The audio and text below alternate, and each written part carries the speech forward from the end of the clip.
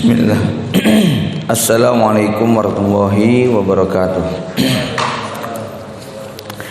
Alhamdulillahi nahmaduhu wa nasta'inuhu wa nastahdihi wa natubu ilaih wa na'udzu billahi min syururi anfusina wa sayyiati a'malina may yahdihillahu fahuwal muhtadi wa may yudlil falan tajida lahu waliyyan mursyida.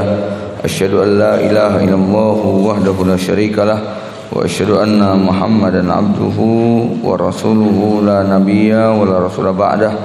Allahumma shalli ala Muhammadin wa ala ali Muhammad kama shallaita ala Ibrahim wa ala ali Ibrahim innaka Hamidum Majid wa ba'du.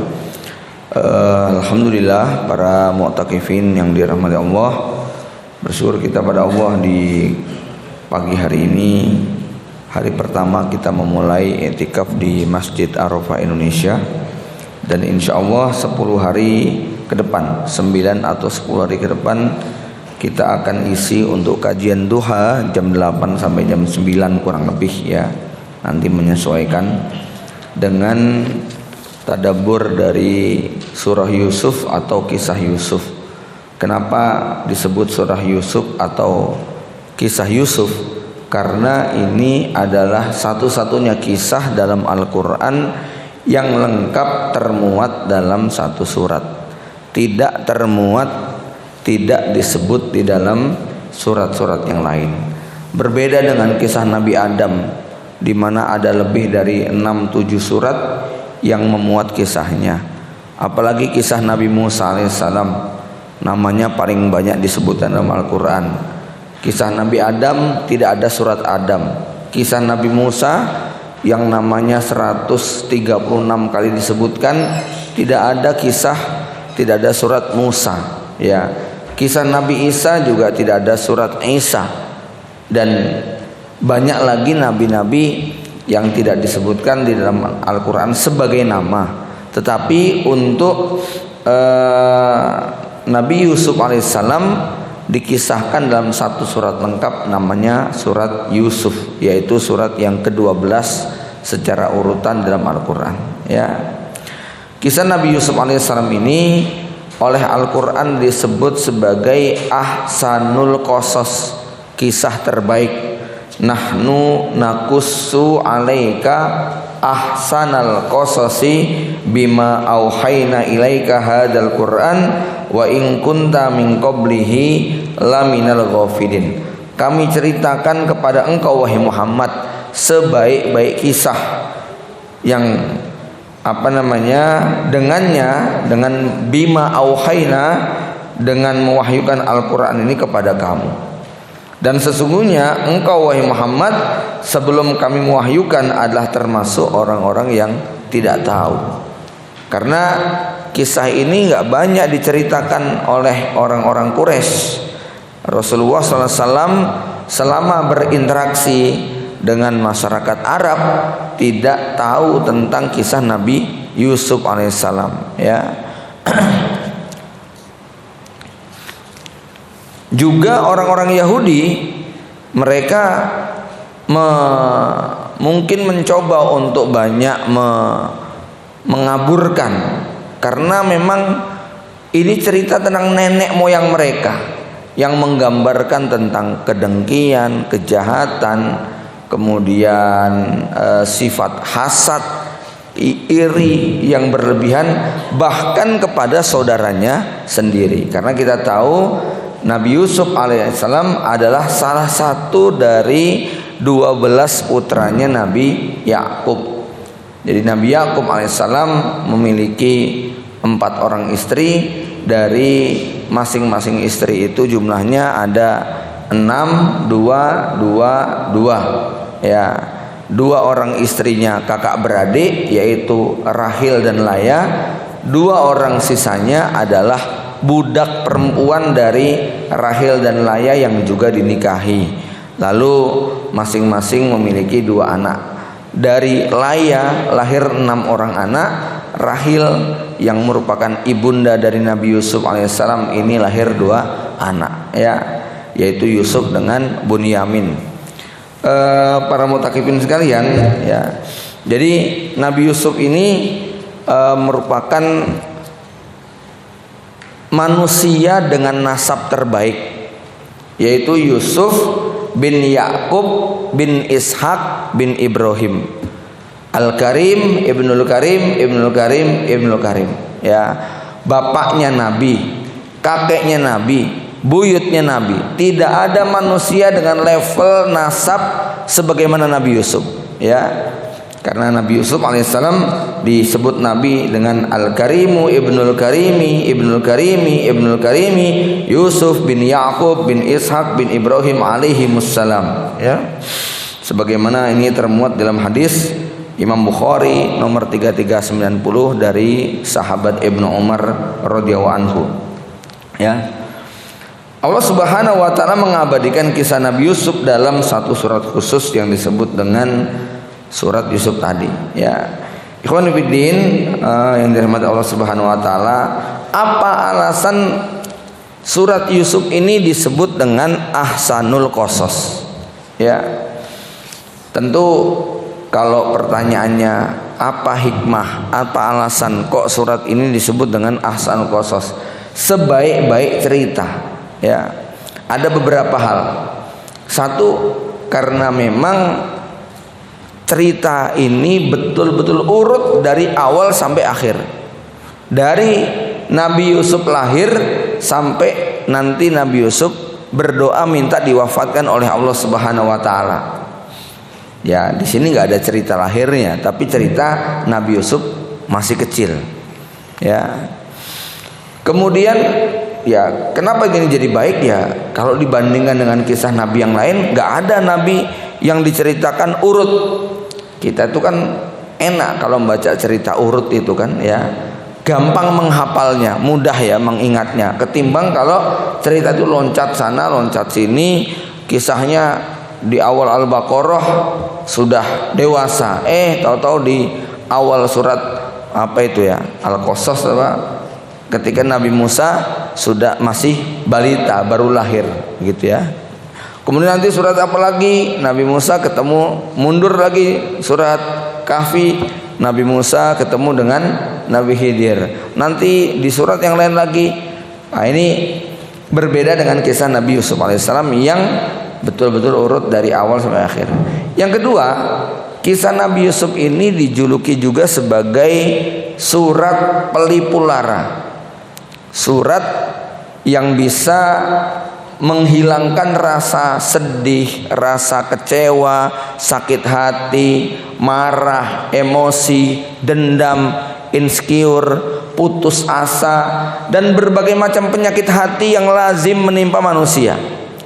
Kita tahu ikhwanuddin bahwa setiap orang memiliki medan ujian sendiri-sendiri. Setiap kita punya cerita duka yang berbeda-beda, ya.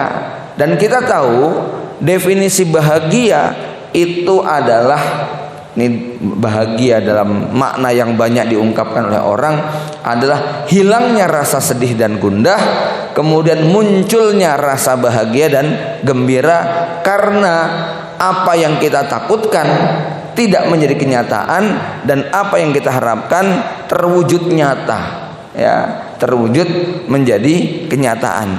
Itu yang disebut dengan bahagia. Dan otak manusia itu kerjanya cuma dua. Dia pengen mencari apa yang dianggap nikmat dan menyenangkan. Yang kedua, dia akan menghindari apa yang dirasa bisa menimbulkan rasa sakit dan kecewa. Nah, kisah Nabi Yusuf ini adalah bercerita tentang dua hal tadi. Dari perpisahan menjadi pertemuan, ya. Dari perbudakan menjadi kebebasan, bahkan menjadi raja. Dari rasa sakit, bayangkan Nabi Yakub yang sampai matanya kemudian tak bisa melihat, akhirnya kemudian bisa melihat kembali. Dari peristiwa bully habis-habisan yang awalnya direndahkan, dijatuhkan, dipojokkan, sampai kemudian akhirnya bisa melakukan pembalasan dengan yang terbaik, ya, damai tanpa dendam. Dari yang awalnya Yusuf dilecehkan oleh Zulaiha, sampai akhirnya kemudian Zulaiha yang mengemis-ngemis, dalam arti kemudian mengiba untuk ditolong, dicinta dan sebagainya, ya. Dari Yusuf yang awalnya seorang budak kemudian bisa menjadi seorang raja. Ini kan cerita-cerita yang menjadi inspirasi. Kalau bikin film, bikin cerita itu mesti ya judul besarnya mungkin duka membawa bahagia, kira-kira begitu ya. Ya. Jadi luka yang berujung kepada kebahagiaan ya. Dan rata-rata memang paling enak hidup itu kayak begitu. Ya, bersusah-susah dahulu, bersenang-senang kemudian. Ya, berakit-rakit ke hulu, berenang ke tepian ya. Ini bukan bersusah-susah dahulu, menderita kemudian ya. Ini nggak rampung namanya ya. Jadi hidup itu indahnya demikian. Dan kalau kita temukan rata-rata orang sukses dalam berbagai aspek, dia akan punya cerita sedih. Dia akan punya cerita bagaimana dulu memulai dengan pengorbanan. Dan inilah cerita Nabi Yusuf alaihissalam. Artinya begini ya, ketika ada orang yang hari ini di penjara lalu membaca kisah Nabi Yusuf alaihissalam, bagaimana akhlak Nabi Yusuf di penjara sampai akhirnya kemudian bisa menjadi raja. Kalau ada orang yang kemudian putus cinta, ya, bagaimana seorang Zulaiha yang pada akhirnya menurut beberapa riwayat Israiliyat yang masyhur, akhirnya Allah satukan kembali. Bahkan kisah Nabi Yusuf alaihissalam ini menjadi semacam doa kalau pas walimahan. Ya, ada doa berbunyi wa alif bainahuma kama alafta baina Yusufa wa Zulaiha. Itu sampai disebutkan, terlepas bahwa itu adalah bagian daripada Israiliyat, tapi ini masyhur bagaimana akhirnya rasa cinta Zulaiha yang dijaga ya, kemudian Nabi Yusuf menjaganya, akhirnya kemudian Allah pertemukan. Ini juga mungkin menjadi motivasi bagi yang sempat kandas cintanya, bahwa ada peluang untuk mencintai yang kedua kalinya, begitu kan ya. Ya, jangan khawatir. Saya udah 7 kali gagal, gimana ini? Oh, masih ada yang ke-8, begitu kan? Ya, ya. Kemudian kita lihat bagaimana kalau kita awalnya menjadi buruh yang direndahkan, budak yang dihinakan. Mungkin sekarang nggak ada perbudakan, tapi dalam konteks sosial, definisi budak yang artinya direndahkan, dihinakan, ketika sabar tuh ikhlas ya, dia akan Allah naikkan pada derajat seorang pemimpin yang berkuasa. Lihat bagaimana sakit parahnya Nabi Yakub yang sampai matanya nggak bisa melihat, menangis puluhan tahun. Ini juga kalau membaca kisah Nabi Yusuf, akhirnya kemudian matanya bisa kembali. Begitu juga dengan perpisahan yang sangat menyakitkan. Kalau kita menyaksikan kemarin bagaimana cerita ribuan tawanan di Setnaya yang sudah hampir putus harapan, akhirnya berjumpa kembali dengan keluarga besarnya. Ada cerita yang mengekspresikan, hari ini jadwal saya dieksekusi, tiba-tiba kemudian datang berita gembira, Mujahidin Suriah membebaskan Setnaya. Ya, mereka bertakbir, mereka bergembira. Ini yang tidak pernah disangka-sangka oleh Nabi Yusuf setelah terpisah hampir 30 tahun. Akhirnya Allah pertemukan kembali ya, dengan pertemuan yang sangat mengharukan ya. Padahal kakak-kakaknya sudah bisa dikatakan nyaris mustahil bahwa pertemuan itu akan terjadi, tapi bagi Allah apa yang tidak mungkin ya. Begitu juga cerita ini menggambarkan pentingnya kita mengelola, memanage sesuatu, bukan hanya dalam level keluarga, bahkan dalam level negara. Artinya ini juga memberikan motivasi kepada kita bahwa kalau kita mampu menjaga nikmat Allah Subhanahu wa taala sebagaimana Nabi Yusuf menjaga dan mengelolanya, negara yang hampir berada pada titik kebangkrutan, kehancuran karena paceklik yang cukup panjang, tetapi ketika dikelola dengan baik dan profesional bisa selamat dari kematian ya. Begitu juga kisah Nabi Yusuf ini bercerita tentang betapa luar biasanya nilai-nilai parenting, kedekatan hubungan ayah dengan anak, dan banyak lagi ya. Jadi inilah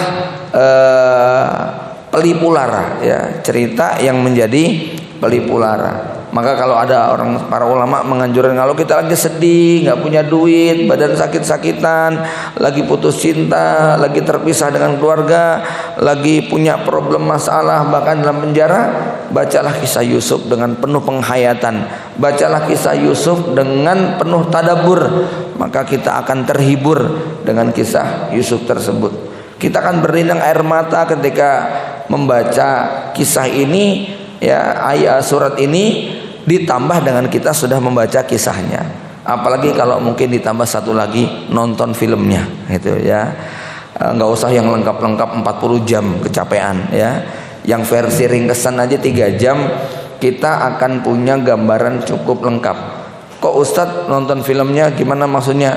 Gini ya, Quran itu bukan kitab sejarah, bukan kitab psikologi, bukan kitab cinta, bukan kitab apalagi parenting, bukan kitab antropologi, tetapi Quran yang merupakan kalamullah, mengisahkan sebuah peristiwa, tidak pernah salah, ditinjau dari semua aspek pengetahuan dan disiplin ilmu apapun.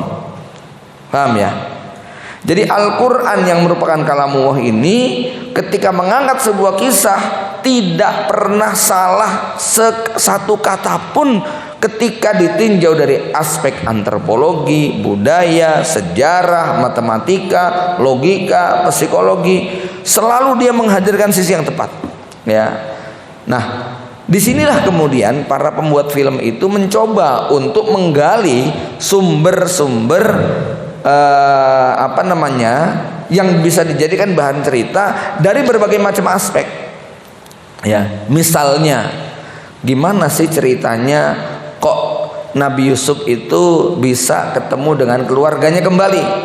Nah, disitulah kemudian cerita tentang bagaimana Nabi Yusuf punya prediksi bahwa ini paceklik ini global, seluruh dunia ya.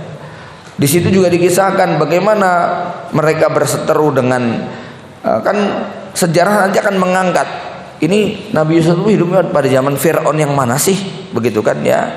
Kok nggak disebut dengan Fir'aun begitu kan, padahal ini Raja Mesir. Raja Mesir itu ada yang hidup di zaman Nabi Ibrahim, ada yang hidup di zaman Nabi Musa, ada yang hidup di zaman Nabi Musa, ada yang hidup di zaman Nabi yang paling Musa ya, yang terakhir ketika kemudian akhirnya tenggelam. Sama-sama raja, tetapi ternyata panggilannya beda-beda, dan itu kemudian dibenarkan dalam sejarah karena rezim Mesir itu dari abad ke abad berbeda ya. Maka rezim yang ada di zaman Nabi Ibrahim berbeda dengan rezim yang ada di zaman Nabi Yusuf, sehingga dikisahkan bahwa rezim Mesir atau rezim Fir'aun yang masuk Islam itu hanya di zaman Nabi Yusuf. Tapi begitu Nabi Yusuf meninggal, rezim itu kemudian berganti kembali ya.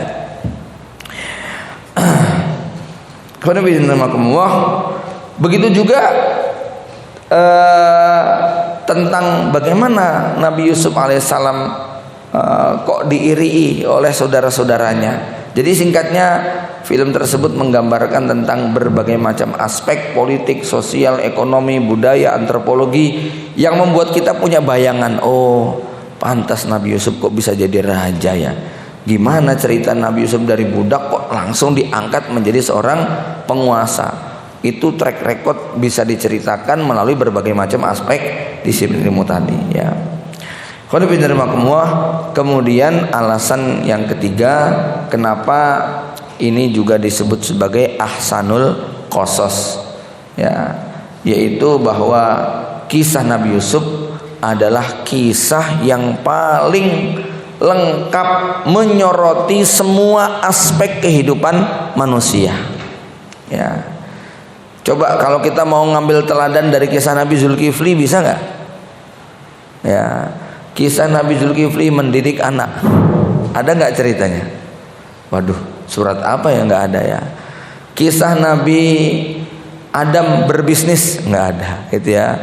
Politik dan strategi Nabi Adam mengelola bumi, nggak kita temukan ya.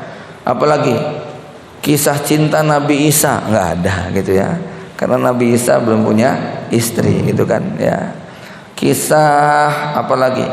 Tapi Nabi Yusuf, antum mau cari Nabi Yusuf versi apa? Begitu kan ya. Kita akan temukan parenting ala Nabi Yusuf, ada kisahnya ya.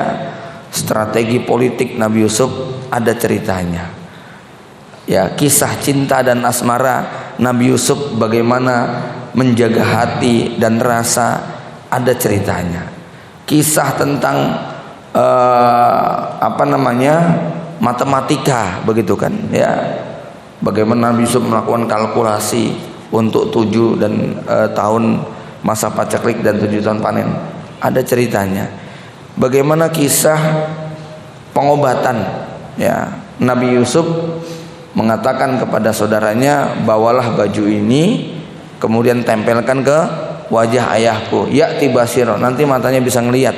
Sampai kemudian para pakar ilmu katarak mencoba untuk menganalisa itu rahasianya di mana ya. Ya, ini juga kisah tentang kesehatan. Apalagi kisah tentang masalah ibadah, kisah tentang tauhid, tentang dakwahnya Nabi Yusuf dalam penjara, dakwahnya Nabi Yusuf kepada para raja, ada kisahnya semuanya ya. Sampai kepada strategi ekonomi Nabi Yusuf ada kisahnya. Jadi sosial, politik, ekonomi, budaya, pendidikan, parenting, cinta, tarbiyah, itu semua ada pada kisah Nabi Yusuf. Jadi ini dikatakan 3 alasan ya kenapa disebut sebagai ahsanul qasas. Mungkin nanti para ulama juga ada yang mencoba menganalisa apalagi ya kenapa disebut ahsanul qasas. Tapi kalau yang saya lihat ada 3 tadi. 1, ceritanya paling lengkap dan berurutan. 2, ceritanya bisa menjadi penghibur, pelipur lara dari berbagai macam kesedihan, kegundahan, sakit, penderitaan dan sebagainya ya. Kemudian yang ketiga, tidak ada satupun aspek kehidupan yang dijalani oleh manusia, bukan tidak ada, sebagian besar aspek kehidupan yang kita jalani sangat relate dengan kisah Nabi Yusuf. Fenomena bullying misalnya, wah ini menarik ini ya. Bagaimana Nabi Yusuf itu bisa terbebas dari trauma bullying, padahal hampir semua bullying dialami Nabi Yusuf, ya tidak ya. Yang dipukul, yang disiksa, yang dibuat lapar, yang dicemplungin ke sumur, yang diikat sebagai budak, yang dilecehkan secara seksual, yang kemudian dipenjara tanpa alasan, yang kemudian dipisahkan dari orang tua, yang dianggap sebagai pembuat rezekinya itu belok ke Nabi Yusuf semua. Itu Nabi Yusuf mengalami semuanya di waktu kecil. Tapi apakah Nabi Yusuf menjadi pribadi yang traumatik, yang kemudian jadi minder, yang kemudian menjadi pendendam? Sebagaimana cerita orang-orang yang mengalami trauma di waktu kecil itu kemudian besarnya menjadi sosok pendendam karena ingin melampiaskan semua kejahatan yang pernah dialami. Ternyata itu tidak terjadi pada Nabi Yusuf. Bahkan Nabi Yusuf menunjukkan kelas terbaiknya ketika 11 saudaranya kumpul, mereka yang selama ini menyakiti. Kemudian Allah mengatakan, wajaa bikum minal badwi min ba'di an nazagha syaitanu baini wa baini ikhwati. Ya, sebelumnya Nabi Yusuf mengatakan waqad gimana itu ya, id akhrajani minas sijni wajaa bikum minal badwi min ba'di an nazagha syaitan baini wa baini ikhwati. Nabi Yusuf ketika mengumpulkan semua saudaranya di istana yang sangat megah, kemudian mengatakan, ya alhamdulillah kita bisa berjumpa di sini setelah Allah menyelamatkan aku dari penjara. Nabi Yusuf enggak nyindir-nyindir, segala puji bagi Allah yang telah menyelamatkan aku dari sumur waktu kecil, gitu kan ya. Coba kalau kalimat itu disebut, kira-kira mukanya saudara-saudaranya gimana itu? Munduk semua ya gitu kan ya. Tapi nggak perlulah kita ngungkit yang nyindir orang, gitu kan. Nafsu kita kayak gitu kan, pengennya menunjukkan orang lain apa salah, begitu kan. Tapi enggak, Nabi Yusuf nggak cerita. Nabi Yusuf hanya mengatakan, alhamdulillah walaupun saya dipenjara selama 14 tahun gitu ya, akhirnya Allah mengeluarkan saya. wa jaa bikum minal badwi min ba'di an najaga syaitan.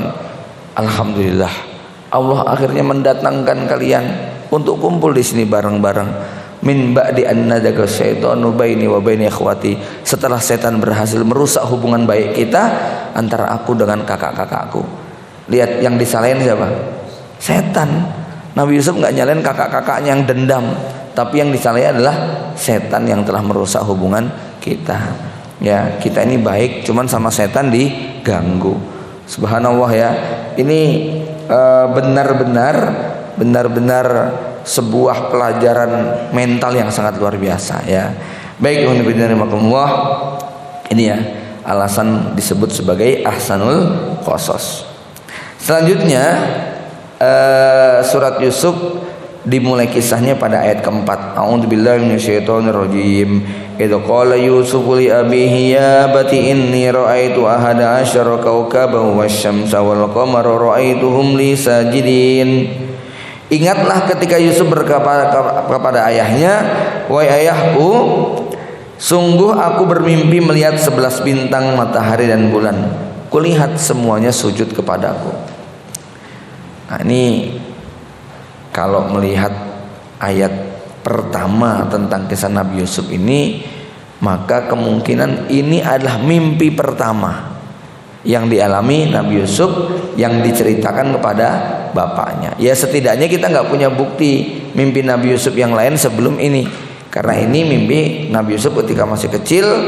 Ya, saat saudara-saudaranya nampak iri, dendam ataupun hasad kepada Nabi Yusuf, maka Nabi Yakub sebagai ayahnya mengatakan, ya bunayya la taqsus ru'yaka ala ikhwatika, wahai anakku, jangan engkau ceritakan mimpimu kepada saudara-saudaramu, fayaqidu laka kaida, karena jika mereka dengar tahu mimpi ini, nanti mereka akan tambah iri dan mereka akan berbuat makar kepadamu. Innasyaitana lil insani aduwwun mubin, sesungguhnya setan itu musuh yang nyata bagi manusia. Ya. Ikhwan fillah, kenapa sih kok 11 saudaranya 10 terutama ya, 10 ya. Karena Nabi Bunyamin itu tidak ada kisah mereka iri. Yang iri adalah 10 saudara Nabi Yusuf yang berbeda ibu. Ya. Saya tidak mendapatkan jawaban pasti. Tapi kalau kita lihat latar belakang sejarahnya mungkin sedikit membantu. Yaitu ketika Nabi Yakub dulu itu kan bertengkar dengan saudaranya yang bernama Aisu. Jadi Yakub dengan Aisu ini adalah anaknya Nabi Ishak. Nabi Ishak itu lebih cinta dan lebih sayang kepada Aisu. Sementara istrinya Nabi Ishak lebih cinta kepada Nabi Yakub, kepada Yakub alaihissalam ketika masih kecil. Jadi bapaknya lebih perhatian kepada Aisu, sementara ibunya lebih cinta kepada Yakub. Dan rasa cinta Nabi Ishak dikhawatirkan oleh sang istri berdampak kepada doa spesial yang nanti akan membuat doa ini menjadikan anaknya menjadi nabi, itu dikhawatirkan jatuh kepada Aisyah. Maka pada suatu hari, karena waktu itu Nabi Ishak mengatakan, aku punya sebuah doa yang nanti akan aku berikan kepada anakku. Nah, mendengar kalimat itu, ibunya Nabi Yakub kemudian mewanti-wanti agar doa itu berhasil kamu ambil. Padahal doa ini akan diberikan kepada Aisyah. Suatu hari Aisyah sedang berburu. Nabi Ishak saat itu sudah buta matanya, nggak bisa melihat. Maka mendekatlah Nabi Yakub kemudian meminta doa berkat tersebut, yang akhirnya Nabi Ishak memberikan doa itu diurap ya, dibaptis kalau bahasa gerejanya itu, didoakan, diusap, yang akhirnya doa ini jatuh ke tangan Nabi Yakub. Ketika Nabi Yakub itu pergi, datanglah Aisyah, ayah, mana janjimu yang akan memberikan doa tersebut untukku? Loh, bukankah engkau tadi sudah datang ke sini? Karena Nabi Ishak tidak melihat ya. Akhirnya kemudian Aisu mengerti bahwa doa itu sudah diambil oleh Yakub. Maka sejak saat itulah kedua kakak beradik ini dendam yang sampai pada ingin saling membunuh, ya. Maka melihat dua putra yang saling iri ini, Nabi Ishak kemudian memerintahkan Yakub untuk pergi ke Padan Aram. Di sana ada pamannya yang bernama Laban.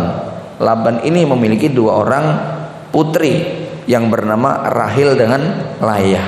Layah kakak pertamanya, Rahil adiknya, ya. Namun dua orang ini secara penampilan fisik berbeda. Rahil jauh lebih cantik dibandingkan dengan Layah. Nah, sampai di sana dengan perjalanan yang cukup panjang, 1 pekan kurang lebih dalam riwayat, ya. Akhirnya berjumpalah Nabi Yakub pertama kali dengan Rahil yang sedang mengembalakan kambing.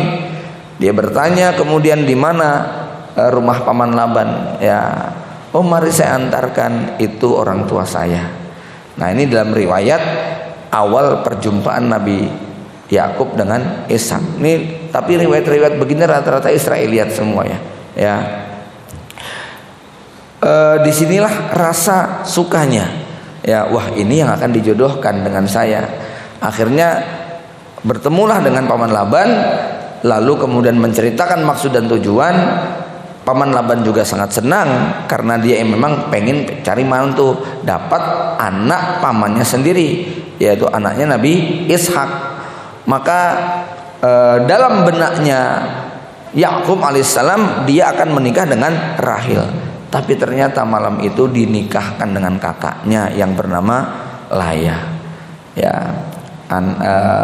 Wanita yang dari sisi zahiriyah berbeda dengan adiknya, ya. Saat itu Nabi Yakub merasa kecewa, mengutarakan perasaannya. Lalu Laban mengatakan, tradisi kita tidak boleh seorang adik perempuan menikah kalau masih ada kakaknya. Kalau kamu menghendaki adiknya, tunggu beberapa tahun lagi, kamu akan menikahi adiknya. Akhirnya Nabi Yakub kemudian menerima dan menikahlah dengan Layah. Setelah memiliki beberapa anak, lalu baru kemudian menikah dengan Rahil, ya. Setelah Yusuf lahir, kemudian Bunyamin lahir, maka Rahil meninggal, ya. Jadi betapa Nabi Yakub sangat mencintai Rahil, begitu juga dengan anaknya, sehingga Nabi Yusuf ini menjadi semacam apa, ya, betul-betul pelipur lara, betul-betul sesuatu yang untuk mengenang dengan ibunya, melihat pada sosok anaknya, ya. Tentu secara psikologi kita bisa meraba, ya, rasa seorang laki-laki yang cinta kepada wanita yang diinginkan itu pada seperti apa postur fisik Nabi Yusuf alaihissalam, kan begitu, ya. Ya. Nah, disinilah rasa cinta Nabi Yakub kepada Yusuf menjadi berlebih. Satu, memang ini anak dari wanita yang ditunggu-tunggu. Dua, memang ibunya sudah tiada. Jadi wajar kalau kemudian perhatian Nabi Yakub kepada Nabi Yusuf sangat istimewa. Begitu juga dengan Bunyamin, ya. Tetapi kepada Nabi Yusuf berlebih. Apalagi Nabi Yusuf kemudian memiliki takwil mimpi yang sangat masya Allah, ya. Maka rasa cinta dan ketakutan Nabi Yakub untuk berpisah dengan Yusuf begitu kuat, ya. Nah, adapun 10-nya, sebenarnya Nabi Yakub mencintai semuanya, tapi itulah urusan cinta. Ya, ini sedikit melebar, ya. Ya. Kalau dalam hubungan suami istri, Al-Quran tidak pernah menyebutkan kata-kata cinta, hubbun, mahabbah, karena memang mencintai itu tidak wajib, ya. Mencintai istri, mencintai anak itu tidak wajib. Yang wajib apa? Mengasihi dan menyayangi. Kenapa? Karena mencintai itu pekerjaan hati yang tidak bisa dipaksakan. Ya. Tapi mengasihi dan menyayangi itu adalah pekerjaan fisik dan lisan yang bisa kita kontrol dan kita kendalikan. Nah, ini adik-adik pada belum menikah semua ya. Nanti kurang lebih begini deh.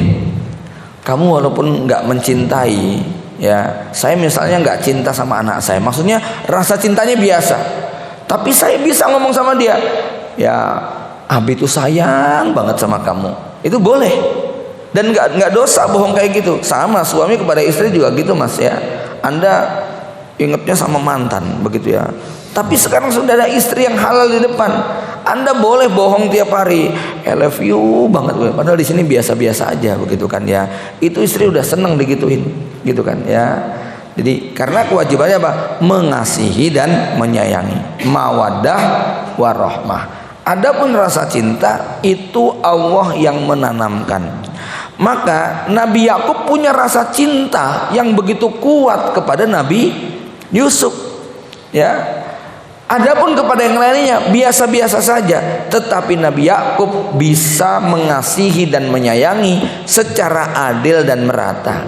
Cuman memang rasa cinta itu tidak bisa dibohongi.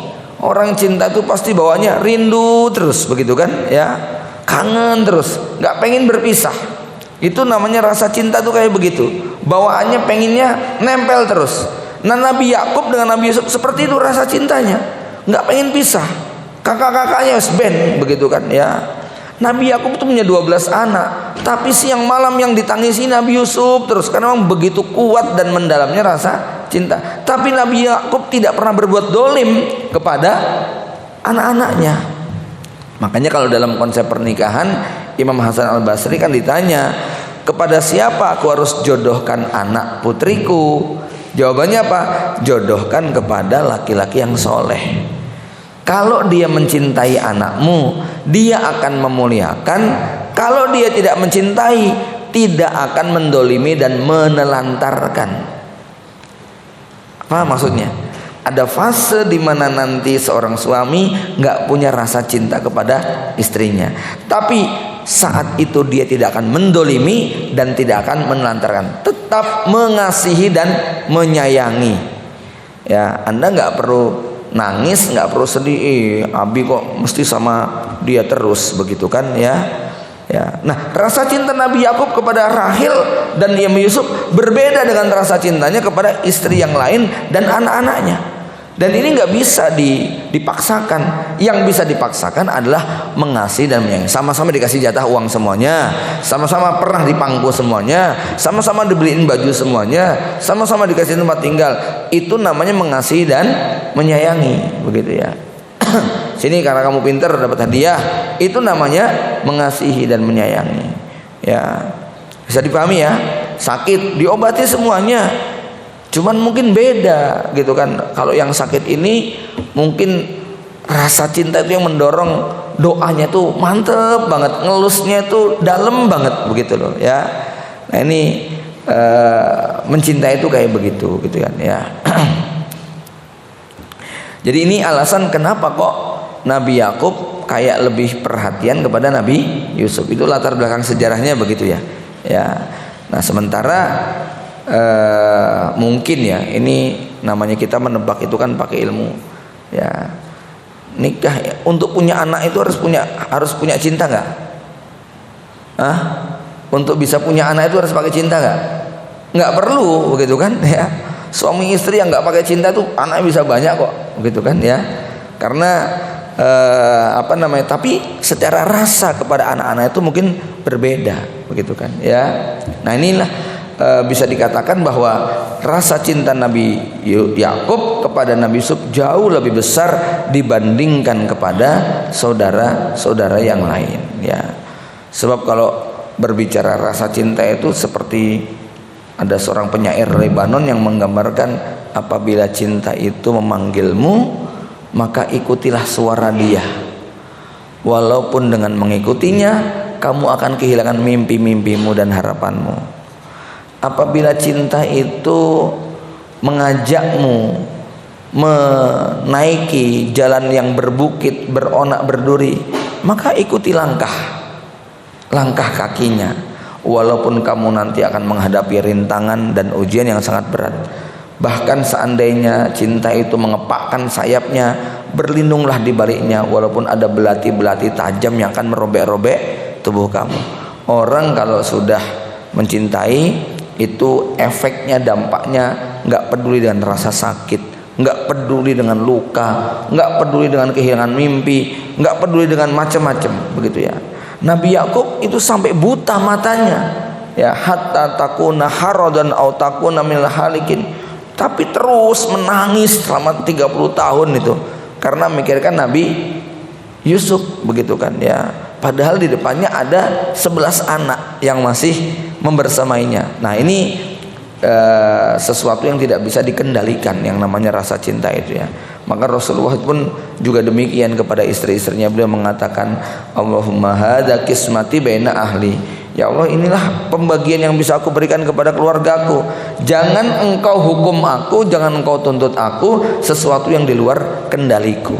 Maksudnya apa? Rasa cinta. Bagaimanapun cintanya Rasulullah kepada Ibunda Aisyah berbeda dengan kepada yang lain. Cintanya Nabi Muhammad SAW kepada Ibunda Khadijah paling istimewa di antara kepada yang lain-lain. Walaupun sudah meninggal dunia, rasa itu tidak pernah hilang selamanya. Kan macam kayak begitu ya. Mungkin kan ada loh orang Arab yang kawin cerai sampai belasan puluhan kali itu sampai udah lupa. Masih ingat nggak? Siapa ya? Sama mantan lupa. Yang mana ya? Saking banyaknya perempuan yang dinikahi itu bisa lupa itu. Karena apa? Nggak punya rasa, begitu kan? Ya. Tapi mungkin ini nggak akan terjadi di kita ya. Ya. Baik.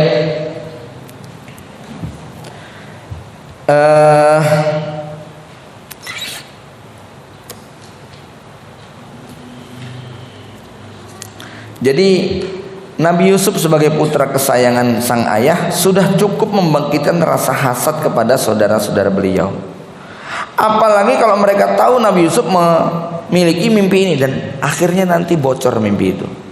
Ya, entah gimana saudara-saudaranya mengetahui bahwa Nabi Yusuf punya keistimewaan dan mereka paham 11 bintang, bulan dan matahari ini siapa. Mereka ngerti 11 itu adalah saudaranya Nabi Yusuf, karena saudara Nabi Yusuf itu 12 bersaudara. Ya, bintang dan matahari itu siapa? Bapak dan bulan dan matahari itu adalah bapaknya dan ibunya. Bapaknya adalah matahari, ibunya adalah bulan. Kenapa kok laki-laki simbolnya matahari? Kenapa perempuan itu simbolnya bulan? Ya, matahari itu menyinari semuanya. Nah, kalau bulan itu hanya memantulkan. Di sini ada isyarat istri tergantung suami, gitu kan ya. Maksudnya cahaya istri itu sangat dipengaruhi oleh cahaya suami. Kalau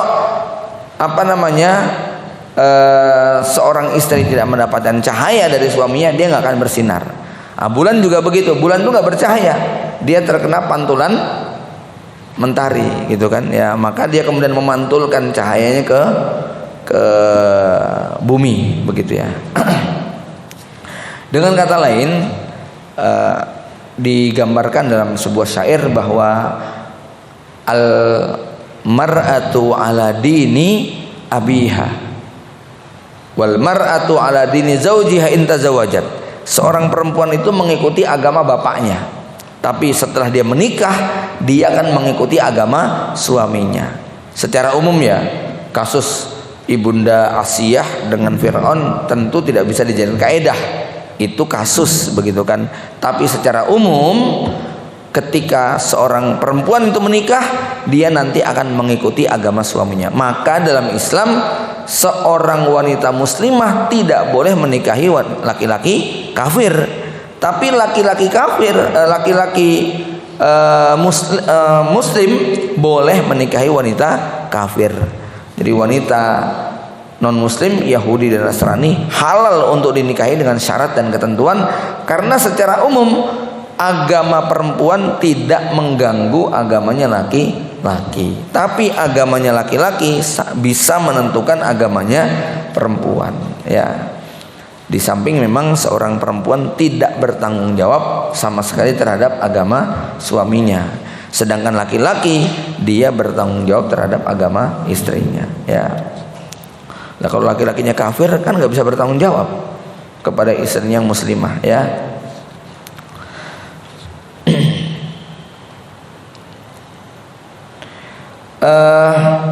Di sini ada satu isyarat bahwa hasad, dengki, iri itu hampir menjadi watak tabiat manusia ya. Ya, antum bisa nggak tidak iri sama sekali dengan orang lain? Bisa nggak? Nggak bisa. Kata Nabi ada 3 perkara yang setiap orang pasti kena, begitu loh ya. 1 hasad, yang kedua suudon, yang ketiga tatoyur, begitu ya. Ada 3 perkara yang manusia tidak bisa terbebas 100%. 1 hasad, 2 suudon, 3 tatayur. Hasad adalah kalau kita ngelihat orang lain punya kelebihan dari kita. Ya, coba kalau misalnya di sini ya barisan depan nih saya kasih duit terus tiap majelis, yang di belakang kira-kira gimana? Ya enak banget ya, mesti pada pengen ke depan gitu ya. Itu iri ya. Antum punya temen, oh dia padahal nggak pinter, nggak ganteng, kok dapat yang cakep begitu kan ya. Antum iri ya. Kok sama-sama pedagang buku, sama-sama pedagang sayur, sama pedagang buah, pasti punya rasa iri ya. Yang kedua suudon. Suudon itu nggak mungkin bisa hilang begitu ya. Kalau antum misalnya ngelihat temen antum SMA boncengan sama perempuan gonta-ganti terus begitu, suudon nggak kira-kira? Siapa nih ini orangnya, pacarnya kok banyak banget begitu kan ya, mesti suudon begitu loh ya. Dan yang ketiga tatoyur. Tatoyur itu apa? Merasa sial begitu loh. Sak kuat-kuatnya iman kamu ya. Kalau misalnya ada sebuah rumah yang dikontrakan murah banget begitu kan ya, rumahnya gede, harganya murah, tapi dalam 1 tahun sudah ada 5 orang yang ngontrak di situ dan rata-rata matinya mengerikan begitu ya. Kira-kira antum berani nggak ngontrak di situ? Hah? Mesti mikir-mikir gitu ya. Wah, jadi yo kita nggak boleh ini ya, tapi daripada resiko gitu kan ya. Nah, itu mesti muncul begitu kan ya. Maka Nabi mengatakan kalau kamu hasad, istighfar, jangan diterus-terusin. Kalau kamu suudon, stop, jangan ditambah-tambahin. Dan kalau kamu tatayur, famdi, udah jalani aja begitu kan ya. Walaupun juga kalau artinya kamu meninggalkan itu bukan karena tatayur begitu ya, pengen cari daripada nanti nggak tenang, tapi kita bersihkan, enggak ya, ini semua kematian semuanya karena Allah begitu kan ya. Nah di sini yang namanya suudon ataupun hasad itu selalu ada. Maka di sini ada nasihat seorang Syekh As-Sasri yang mengucapkan sebuah petuah yang menarik untuk kita ingat ya. Jika ada orang yang menanyaimu tentang jumlah rumah, mobil atau apapun, jangan kamu jawab dengan detail ya. Kamu Masya Allah sukses ya, omset kamu berapa? Sebut angka sekian miliar begitu kan ya. Nah itu nggak usah nyebut ya. Masya Allah kamu rumahnya kok banyak, punya rumah berapa? Ya alhamdulillah pokoknya adalah begitu ya. Mobil kamu udah berapa? Ya alhamdulillah adalah begitu kan ya. Kenapa? Kalau yang nanya itu ternyata mobilnya lebih banyak dan lebih bagus, dia akan mencelamu ya.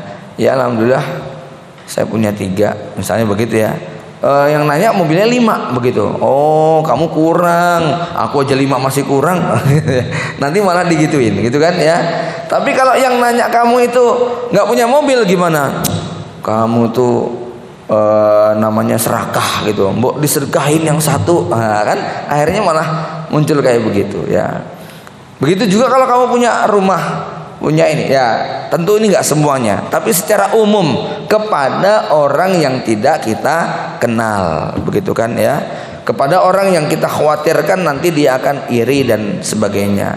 Tapi kalau dia ini kemudian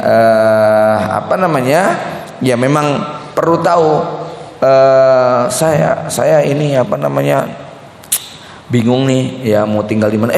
Enggak, kamu tinggal di tempat saya. Loh, nanti Ustaz gimana? Tenang ya, saya punya rumah 3 yang 1 kosong. Nah, mungkin penjelasannya cuma begitu ya. Atau dia mau punya mobil kita tapi dia takut gitu kan ya. Oh, enggak, saya masih ada kok kendaraan yang lain kok, begitu kan ya. Antum silahkan pakai ini aja, nggak apa-apa. Nah, itu maklumat yang bukan dalam konteks pamer dan sebagainya ya. Tapi secara umum demikian. Cukup dijawab dengan kalimat global. Alhamdulillah Allah kasih saya kendaraan yang cukup lah, begitu kan ya. Kalau buat ngangkut keluarga 30 kayaknya masih sisa deh, begitu ya. Misalnya begitu ya. Oh, ternyata ngerental bis, begitu kan ya. Jadi kita tidak perlu menjawab terperinci kecuali kepada orang yang kita ketahui benar tidak akan mendapat pengaruh buruk dari hal tersebut, begitu ya. Maka nggak mengapa ya. Karena hasad sangat berbahaya baik bagi pelakunya maupun bagi orang yang dihasadi ya. Sehingga kita tidak perlu memancing dia untuk berbuat hasad kepada kita ya. Ayat ini juga merupakan bentuk hiburan dari Allah untuk Rasulullah agar tidak terlalu sedih dengan permusuhan kaum Quraisy yang merupakan kerabat beliau sendiri. Antum tahu kan Abu Jahal, Abu Lahab itu paman-paman Nabi semuanya yang ternyata sangat iri dengan Rasulullah yang dari kecil nggak ada bapaknya, masih balita nggak ada ibunya, nggak punya apa-apa, tinggal bersama paman yang paling miskin di antara semuanya.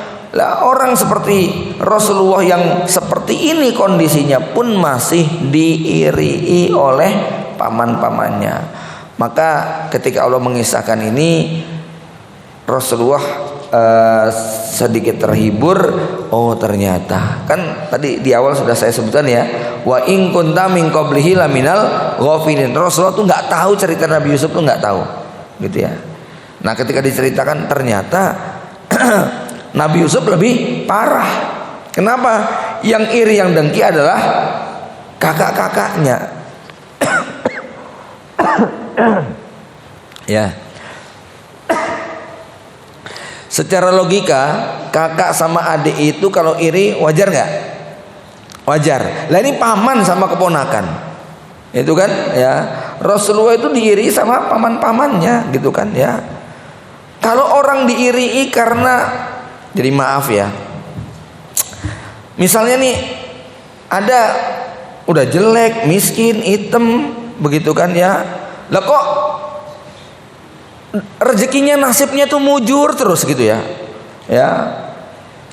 Kira-kira orang lain itu maaf gini. Ada orang ganteng, pinter, kaya, terus dia disukai banyak orang. Wajar nggak kalau diirii begitu? Wajar lah ya gitu ya.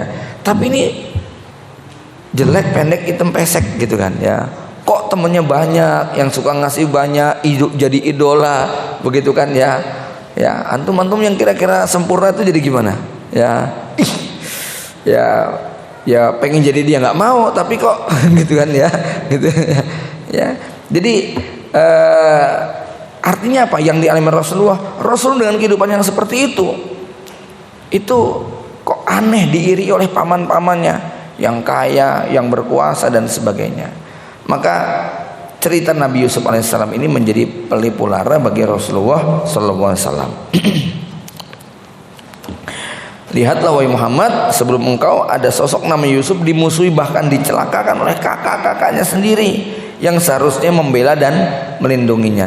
Nek paman kan harusnya kan ngurusi anak-anaknya gitu ya. Ini keponakannya saja direweli, begitu ya.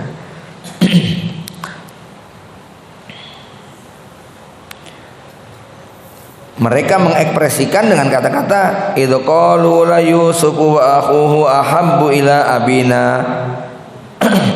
abina minna wa nahnu usbah.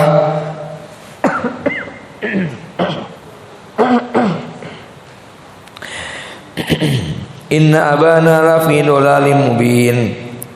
Sesungguhnya Yusuf dan saudaranya itu yaitu Bunyamin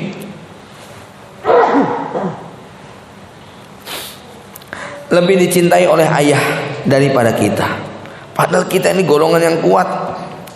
Kita yang suka bantu ayah, kita yang suka ngurusi kebutuhan, kita yang kalau ada apa-apa kita yang disuruh begitu. Kenapa kok malah ayah lebih menyayangi Yusuf dan Bunyamin? Inna abana lafi dolal mubin.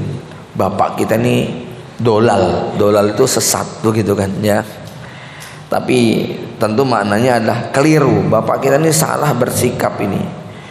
Mereka sudah nggak kuat lagi, akhirnya mengatakan apa? Uqtulu Yusufah. Kita bunuh aja adik kita ini. Awit rohuhu ardan, atau kita buang ke hutan belantara atau padang pasir ya. Yahlu lakum wajhu abikum, supaya bapak kita nggak ngelihat. Karena ini gara-gara bapak kita tuh nempel ngeliatin adik kita terus, akhirnya apa? Jadi kayak gini nanti kan kalau bapak kita nggak ngelihat, udah pasti perhatiannya ke kita.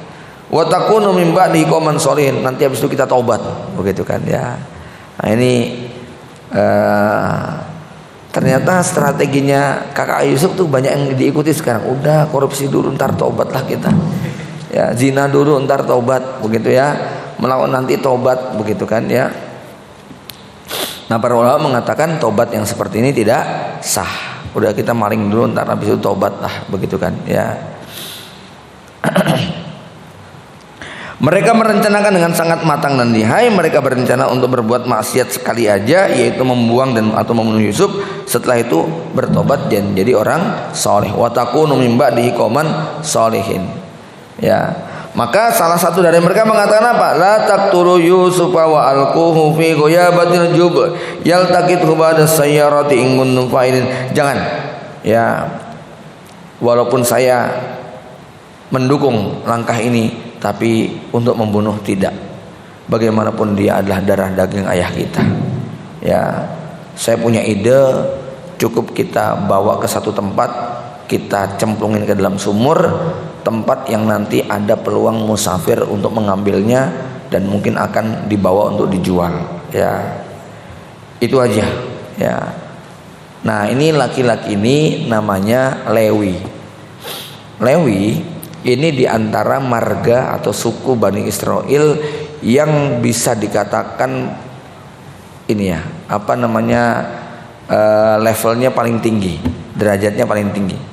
Jadi Lewi ini kalau bicara pasti didengarkan. Ya, Lewi, Zebulon, Dana, Naftal, anak-anaknya Nabi Yakub itu ya. Nah, ada Yehuza. Nah, ini yang paling soleh, paling toleran adalah Lewi.